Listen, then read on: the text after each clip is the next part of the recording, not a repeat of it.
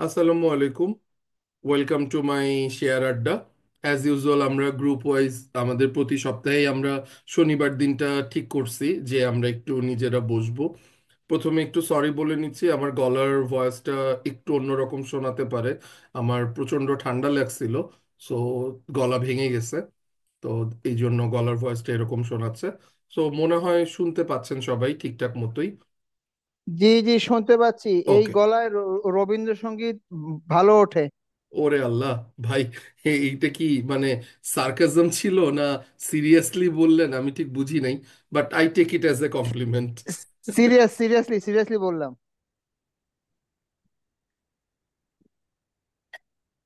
তো এক্স্যাক্টলি আমাদের আড্ডাটা যেটা দিয়ে আমরা শুরু করি সেটা হচ্ছে আমাদের ইন্ডেক্স। অনেকটা সময় পার হয়ে গেছে, রাতও হয়ে গেছে, শীতের রাত। তো এখানে আমি মূল পয়েন্টে চলে আসি। আমাদের অনেক দিনের একটা ট্রেন্ড লাইন ছিল। গত সপ্তাহে আমরা একটা খুব অল্প ছোটখাটো একটা বুলিশনেস দেখতে পেয়েছিলাম কিছু শেয়ারে। সেই অনুযায়ী আমরা কিছু বাই সেলও করছি, এবং আল্লাহর অশেষ রহমত খুব ভালো প্রফিটও আসছে। শেয়ারগুলো ছিল অ্যাকমি ল্যাব, বিএসসি, তার সাথে ছিল ওয়াইম্যাক্স। সো গ্রুপে অলরেডি আমি শেয়ারও করে দিছি, জানাইও দিছি। সো আল্লাহর কাছে হাজার শুক্রিয়া। সো যেই ভাইয়ারা কিনেছিলেন তারা এখন নিশ্চয়ই ভালো প্রফিটে আছেন, আর অত যারা কেনেননি তারা হয়তো বা পরের বার কিনবেন। এক্স্যাক্টলি আমরা এখন মার্কেটের কি দেখছি? মার্কেটে আমি যে জিনিসটা, আমাদের অনেক দিনের পুরনো ট্রেন্ড লাইন স্টিল অনার করে বসে আছে। যে ট্রেন্ড লাইনটা ব্রেক করেছিল এই ক্যান্ডেলটাতে, এই ক্যান্ডেলটাতে ট্রেন্ড লাইনটা ব্রেক করাতে এক্স্যাক্টলি আমরা পরপর দুইটা সুন্দর ক্যালকুলেশন পেলাম। এক অনেক দিন আগে থেকে 5200, এই লেভেলটা একটু বলি, 5206.5, এটা ছিল আমার একটা সাপোর্ট লাইন। যেই সাপোর্ট লাইনটা ভেরি স্ট্রং, সেই সাপোর্ট লাইনটাতে এখন ইন্ডেক্স আছে। গতদিন কিছু পজিটিভ হয়েছে, অল্প কিছু, বাট খুব সিগনিফিকেন্ট কিছু না। এতটুকু বলবো, গত দিনের আগের দিনের যেই রেড ক্যান্ডেলটা ছিল, গতকালকের ক্যান্ডেলটা, দ্যাট মিন্স বৃহস্পতিবারের ক্যান্ডেলটা, এইটাকে নালিফাই করে দিছে। নালিফাই করে দেওয়াতে আলটিমেটলি এখানে মাত্র 10%-এর বেশি হচ্ছে আপনার ভলিউম ছিল রেড, 10% কম হচ্ছে গ্রিন। সো অটোমেটিক্যালি এই তিনটার ক্যান্ডেল ফরমেশন যদি আমরাকে কাউন্ট করি, তার মানে আমি এখানে ধরে নিচ্ছি দ্যাটস এ পজিটিভ ওয়ান। এই ছোট্ট ক্যান্ডেলটা নালিফাই হয়ে গেছে। নালিফাই হয়ে যাওয়াতে এখন আমার এক্সপেকটেশন কি? ইন শর্ট, আগামী সপ্তাহ, আগামীকাল সানডে থেকে আমরা মার্কেট আবার পজিটিভ দেখতে পাচ্ছি। আমার কাছে মনে হচ্ছে মার্কেটে আমি আবার একটা পজিটিভ মুভমেন্ট দেখতে পাবো। এই পজিটিভ মুভমেন্টটা কতখানি হতে পারে? এই পজিটিভ মুভমেন্টটা হওয়ার পসিবিলিটি এক্স্যাক্টলি এই আমার nearest resistance level, that means 5418। এইটার পিছনে কয়েকটা ছোট্ট ছোট্ট রিজন আছে, সেই রিজন কয়টা একটু দেওয়ার চেষ্টা করি। নাম্বার ওয়ান, ফার্স্ট পয়েন্ট, একটা মার্কেটের পজিটিভ ভাইব। মার্কেট পজিটিভ ভাইবে কেন আছে? মার্কেট পজিটিভ ভাইবে আছে বিকজ আইসিবি কিছু ইনভেস্টমেন্টে আসছে। সে কিছুটা কি? আইসিবি মোটামুটি 1000 কোটি টাকা ইনভেস্টমেন্টে আসবে। এটা মোটামুটি কনফার্ম হয়ে গেছে, মোটামুটি না, শিওর কনফার্ম হয়েছে। বিকজ 3000 কোটি টাকার ও স্ট্রেট ওইটা 2/3 ও ইউটিলাইজ করবে ওর পিছনের যেই লোনগুলো আছে, লোনে যেগুলোকে অনেক বেশি পরিমাণে দিতে হয় সেগুলোর থেকে। আর বাকি 1000 টাকা সে মার্কেটে ঢালবে। 1000 টাকা আমাদের মার্কেটের জন্য অনেক বড় কিছু না, খুব অল্প। 7 লাখ কোটি টাকার মার্কেট, সেখানে মাত্র 1000 কোটি টাকা দিলেও যা, না দিলেও তা, 2 দিন বাড়লেই উঠে যাবে। বাট ওরা কি একবারে ওরকম করবে? না। ওরা যেই কাজটা করবে, সরকার বা ইন্ট্রিম গভর্নমেন্ট যে এক্স্যাক্টলি মার্কেটের দিকে তাকিয়েছে, এই ভাইবটা আমাদের জন্য অনেক ইম্পর্টেন্ট। এতদিন আমাদেরকে টোটালি মনে হচ্ছিল অবসলিউট হয়ে রইছি আমরা, আমাদের এই মার্কেটটা মার্কেটই না। আমাদের এই মানুষগুলো, আমরা যারা ইনভেস্ট করি, আমরা যেন কেউ না, বাংলাদেশের বাইরে আছি। সারা দুনিয়ার সংস্কার হচ্ছে, অথচ এইখানে সংস্কারের নামগন্ধই নাই। মাঝখান থেকে এক একটা নিউজ, এক একটা মানে ইনফরমেশন এমনভাবে প্রকাশ করা হচ্ছে যেটা আমাদের আসলে ক্ষতিই করে দিচ্ছে। তো ওই জিনিসগুলোর কিছুটা পজিটিভিটি আমার কাছে চোখে পড়ছে। নাম্বার টু, আইএমএফ এর টাকাটা আসতেছে, যেই টাকাটা দিয়ে আমাদের একটা বড় লোন আছে, যেই লোনটুকু আমাদেরকে শোধ করতে হবে। এই টাকাটা যদি না আসতো, এই $1 বিলিয়ন কাছাকাছি, বা $1 মিলিয়ন, এক্স্যাক্টলি অ্যামাউন্টটা আমার মনে নাই, সো এই $200 কোটি সম্ভবত। সো এই অ্যামাউন্টটা যদি আমরা না পেতাম, তাহলে আমাদের নিজেদের রিজার্ভ ফান্ড থেকে টাকাটা চলে যেত। দ্যাটস অ্যানাদার ব্যাড থিং, যে এত কষ্ট করে অগাস্ট মাস থেকে এখন ডিসেম্বর পর্যন্ত এক্স্যাক্টলি আমাদের যেই বাংলাদেশ ব্যাংকের থ্রুতে আমাদের যেই রিজার্ভ ফান্ড, সেই রিজার্ভ ফান্ড কিন্তু মাসাল্লাহ আবার জায়গা মতো চলে আসছে, 19 বা 20 বিলিয়নের কাছাকাছি, যেটা দিয়ে অ্যানাদার 6 মান্থ আমাদের খুব চমৎকার ভাবে মার্কেট, মানে এক্স্যাক্টলি পুরো দেশের যেই আর্থসামাজিকের ব্যাপারটা থাকে, 3 মান্থসের যেই ইকোনমিক পলিসি, সেটা খুব ভালোভাবে যাবে। আরেকটা ভেরি সিগনিফিকেন্ট পয়েন্ট, যেই সিগনিফিকেন্ট পয়েন্টটা আমরা প্রায়ই মিস করে যাই, সেটা হলো কল রেট। কল রেটের এক্স্যাক্টলি বাংলাদেশ ব্যাংকের রেটটা যদি কেউ একবার গুগল সার্চ করে দেখে নেন, তাহলেই দেখবেন গতদিন এটা চলে আসছে 9.92-তে। আগে ছিল এটা 9.96। তার আগে ছিল, কয়েকদিন আগেও ছিল এটা 10। তার আগে ছিল 11। সো গ্র্যাজুয়ালি কল রেটটা কমতেছে। এরপরে আরেকটা দিক আসছে, সেটা হলো ট্রেজারি বন্ড। ট্রেজারি বন্ডের লিমিটটা চলে আসছিল 12-13-তে চলে গিয়েছিল, সেটা এখন নেমে চলে আসছে 11-র কাছাকাছি। এই সবগুলো করসপন্ডিং ইকোনমিক সলিউশনগুলোকে যদি আমি গত সপ্তাহের পার্সপেক্টিভে দেখি, এবং এগুলো সবগুলোই বৃহস্পতিবারের নিউজ, মানে বৃহস্পতিবারের মধ্যে, এই সপ্তাহের মধ্যে হয়েছে, এই প্রত্যেকটা নিউজ পজিটিভ। যারা মার্কেট একটু হলেও আমরা বোঝার চেষ্টা করি বা ইকোনমিক পার্সপেক্টিভ কাউন্টিং এ রাখি, সেই মার্কেটের হিসাব অনুযায়ী মার্কেট অবভিয়াসলি পজিটিভ হওয়া উচিত, অ্যাজ পার টেকনিক্যাল পার্সপেক্টিভ। ডান। সামারি, অ্যাজ পার ফান্ডামেন্টাল, হ্যাঁ, ফান্ডামেন্টালি সাপোর্টে আসছে। ভলিউম, হ্যাঁ, এই স্টিল বিলো দ্য অ্যাভারেজ, অ্যাভারেজের নিচে আছে, বাট খুব যে অনেক নিচে তা না। অ্যাপ্রক্স 400 ক্রোর্সের আশেপাশে প্রতিদিনই আমাদের সেল বাই হচ্ছে। সো মার্কেটের যেই ড্রাইনেসটা আমরা দেখতেছিলাম 300 কোটির নিচে, এই 300 কোটির নিচে, এবং যখন 1.5 লাখ, এক্স্যাক্টলি 1.5 লাখ ট্রেড, মানে হাওলা, সেল অ্যান্ড বাই দুটো মিলিয়ে 1.5 লাখের কম হয়, এবং 300 থেকে 400 কোটির নিচে হয়, এই টাইমটা মানে হচ্ছে মার্কেট সুপার ড্রাই। এই সুপার ড্রাই অপশনটা মাত্র 2 দিন 3 দিন থেকে যত বড় কারেকশনটা আসার কথা ছিল, বা এক্সপেক্ট করছিলাম আমরা যে কারেকশনটা, সেই কারেকশনটা আসছে না। আমার ফাইনাল অবজারভেশন যেটা বলে, সেই ফাইনাল অবজারভেশন, আমরা আর রিসেন্টলি লোয়ার লো দেখতে পাবো না। লোয়ার লো যদি দেখতে না পাই, তার মানে যেটা দাঁড়ালো, লোয়ার লো মানে হচ্ছে এই যে আমার লো, এই লোটা ছিল 5,900 সামথিং কিছু একটা। এই লেভেলটা 2টা বার ট্রাই করছিল নামার, বাট 2টা বারই সে টোটালি রিজেক্ট করছে। রিজেক্ট করে এক্স্যাক্টলি এই জায়গাটায় একটা ডবল বটম ক্রিয়েট করে এখন সে আপ করার চেষ্টা করছে। এই আপটা কন্টিনিউয়েশন থাকবে অ্যারাউন্ড 5,400 পর্যন্ত, ফান্ডামেন্টাল পয়েন্ট অফ ভিউ থেকে যদি আমরা চিন্তা করি। লাস্ট একটা ছোট্ট খটখট মনের ভিতরে একটু খচখচ করতেছে, সেই খচখচের জায়গাটা একটু বলি। দুইটা ছোট্ট ছোট্ট সেন্টিমেন্ট। নাম্বার ওয়ান, আমাদের অর্থ উপদেষ্টা, উনি আজকে একটা খুবই বেফাস একটা কথা বলছে, যেই কথাটা বলার বিন্দু মাত্র কোনো দরকার ছিল না। উনরা যেই অনুযায়ী পলিসি টেক করতেছে, সেই পলিসি অনুযায়ী মেক করলেই হতো। বাট এগুলো সংবাদ সম্মেলনে বা এত বড় একটা ফোরামে এভাবে বলার কোনো মানে হয় না, যে জেড ক্যাটাগরির শেয়ার মানে হচ্ছে ওয়েস্ট পেপার। সো একটা মার্কেটের প্রায় 150 শেয়ার যদি জেড ক্যাটাগরিতে থাকে, বা অ্যাপ্রক্স ধরে নেন 150-র কাছাকাছি, যারা উইক, লো ফান্ডামেন্টাল, জাঙ্ক, জেড, যেই নামেই ডাকেন, এই শেয়ার আছে।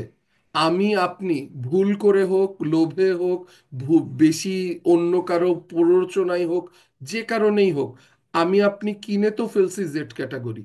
আমার আপনার পোর্টফোলিওতে আছে তো Z category share.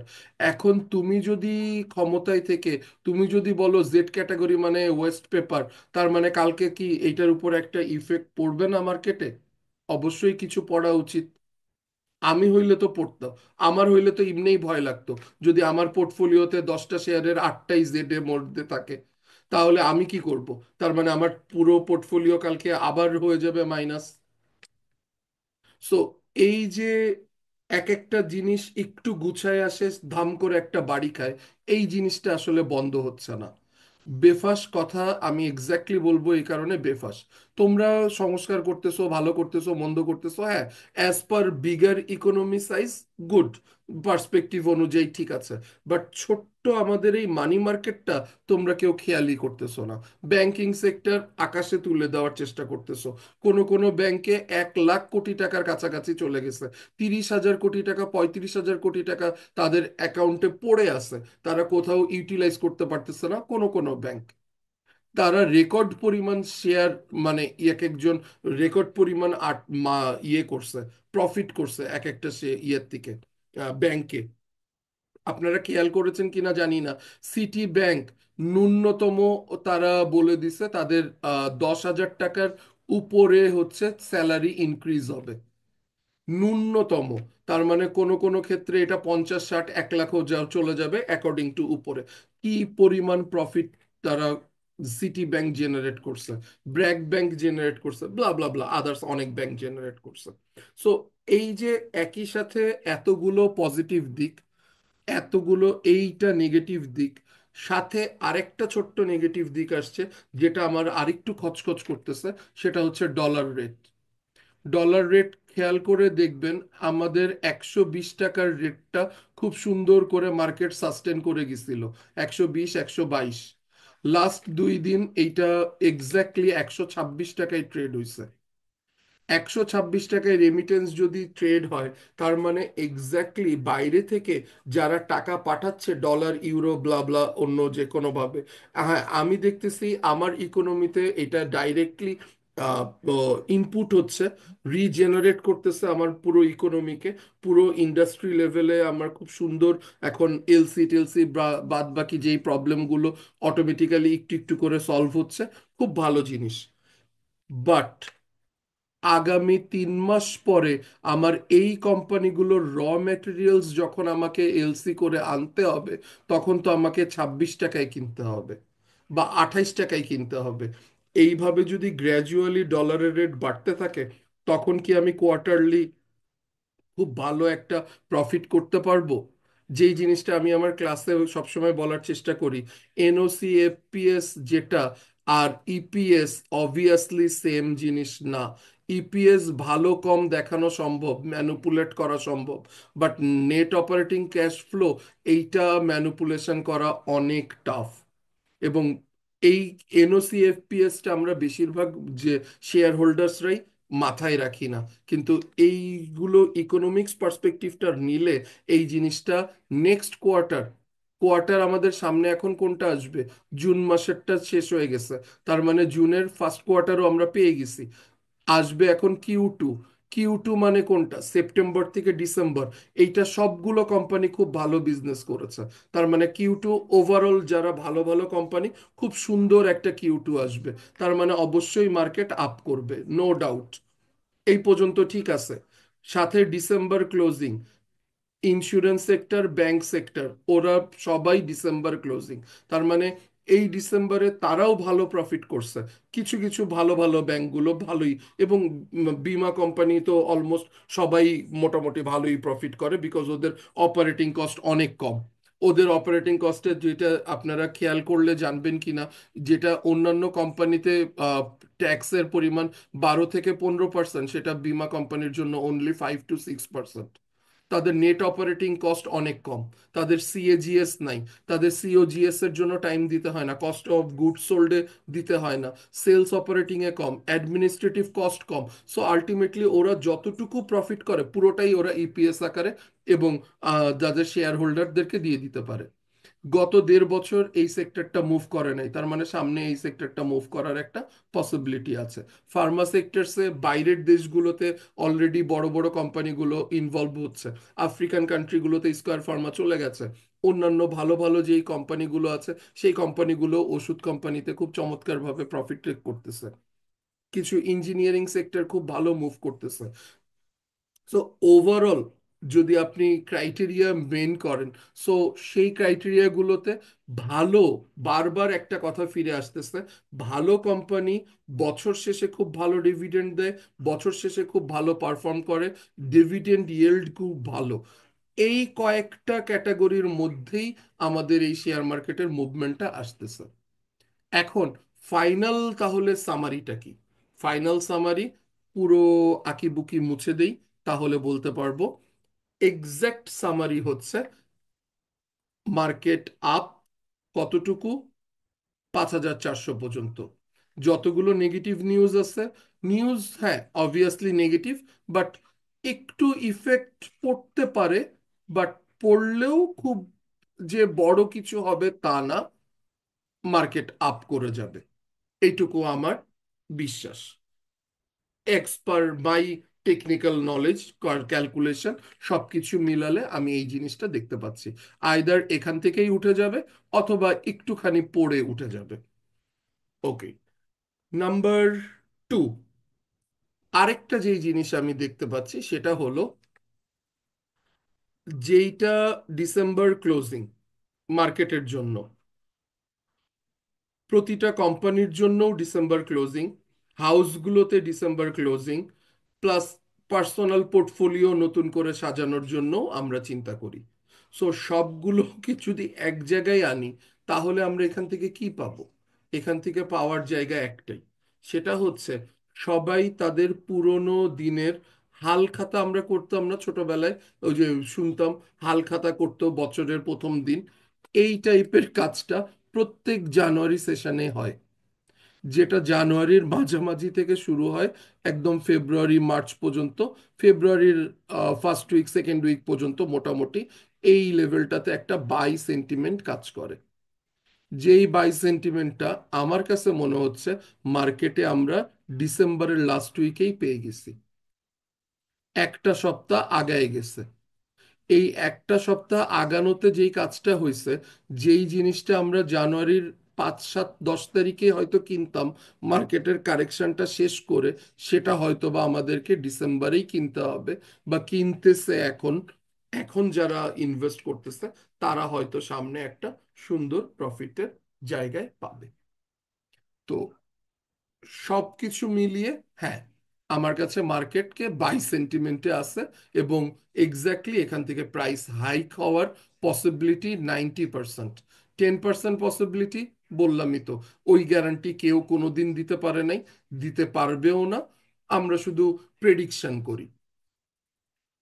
So ক্যালকুলেশনের information variables গুলোকে একটা জায়গায় আনি, সেগুলোকে একটা ইকুয়েশন বানাই, সেই ইকুয়েশন অনুযায়ী আমরা একটু প্রেডিক্ট করি যে হ্যাঁ মার্কেট কোন দিকে যেতে পারে। এটা ছিল আমার মার্কেট অ্যানালাইসিস।